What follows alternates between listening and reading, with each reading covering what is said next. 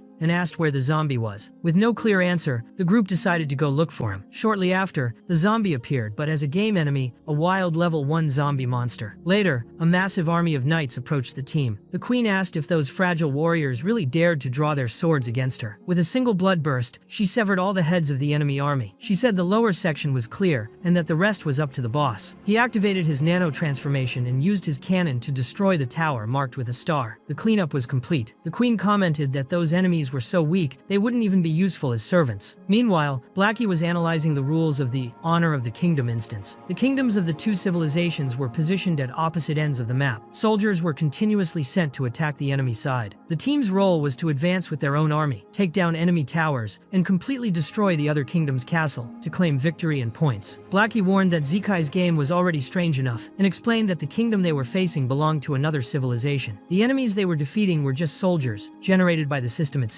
The real opponents were still to come, and they would be players like them. Blackie was worried because the whereabouts of his king were still unknown, and that made him irritated. The queen said they didn't need the zombie to deal with that type of enemy, especially since the team was already strong, and she was even enjoying herself. Meanwhile, Ace stayed in the castle on alert in case any enemies appeared. Once the army was summoned, the queen decided it was time to attack the enemy kingdom. On the other side, players from the rival civilization began to appear. The first was A1, a level 48 player who commented on the arrival of new players. T13 said they were just inexperienced newbies, and that a simple strategy would be enough to defeat them, since in that world players couldn't respawn within their own instances. But K30 disagreed, saying that the previous attack by the newbies, despite lacking game upgrades, was already on the level of a level 20 player, so they were probably powerful in their world of origin. Another woman interrupted and said it didn't matter if they were strong or new, they just had to use full power. She activated her ability that created tentacles and attacked the Earth team directly. She was S99, level 52, and believed that in that world, the rules of the game were stronger than any existence, and she was going to teach that group a lesson. So she began to mercilessly beat the Earth team. One of the players questioned the point of having such a well-planned tactic and still losing like that. T13 replied that they were just newbies, and no strategy was needed, just brute force. A1 tried to follow their plan, but they soon received a report of a serious problem. A player reported that the entire jungle had been stolen. Another one tried to downplay it, saying it was fine to lose some resources because the enemy side was weak, but he was quickly corrected. This wasn't about just a few resources. The entire territory had been taken. Of course, it was the zombie who had physically carried away the whole chunk of land, saying it was wonderful, full of creatures that constantly respawned. With that, he could make chicken skewers forever. However, he was attacked by a knight while roasting his skewer, which fell to the ground. The zombie picked it up, blew on it, and ate it anyway. The knight noticed a new species had appeared, but the system only identified it as a small wild zombie. He decided to clear the monster zone and then rejoin his team. His name was T255, a level 46 player, member of the Merchant Guild of the Civilization, known by his employee number and Cosmos Company. He was excellent at hunting rare creatures in various game instances, what they called jungling, and all his gear and abilities were specialized for monster combat. He had eliminated so many creatures that he earned the nickname King of the Jungle. He said that zombie wouldn't couldn't interfere with his farming routine. He used an axe strike so powerful that it wiped out all the jungle creatures, but the zombie survived. Dodging, the zombie asked if this was one of those last man standing battle royale games. Thinking it was, he decided to take the fight more seriously. T-255 used his shield and surprised the zombie, who thought the defense was sturdier than ancestral armor. The knight used chains to pull the zombie, who dodged all attacks even while restrained counterattacking with a smile on his face, clearly enjoying the fight. Still, he wasn't using full strength. T-255 wondered why that monster was so hard to kill. The zombie commented that the game was starting to get interesting and decided to use his second form. But just as he was about to go all in, he felt dizzy and aching. The system informed him that he was under the effect of an abnormal status called allergy. This status caused sluggishness and action pauses. Not understanding why he couldn't move properly, T-255 suggested it was a new game mechanic. He said maybe the zombie was strong when bald, but became weak when his hair grew. So he said he would use that new weakness to defeat the monster. The zombie became so irritated for being unable to move properly that he accidentally hit T-255. The impact made him even dizzier, and he realized the situation was truly becoming concerning. The cursed allergy status was worse than any sneeze and was severely affecting his body. Still, he decided to end the fight once and for all. He looked around for his opponent and wondered where he had gone. Only then did he realize that T-255 had already been eliminated. Not quite understanding what had happened, the zombie stood there confused, trying to imagine what exactly had caused the knight's defeat. And so, another chapter of that adventure came to an end. This story took a lot of work to make, so I ask you to subscribe and leave a like if you enjoyed it. Thank you very much to those who stayed until the end of the video. See you next time.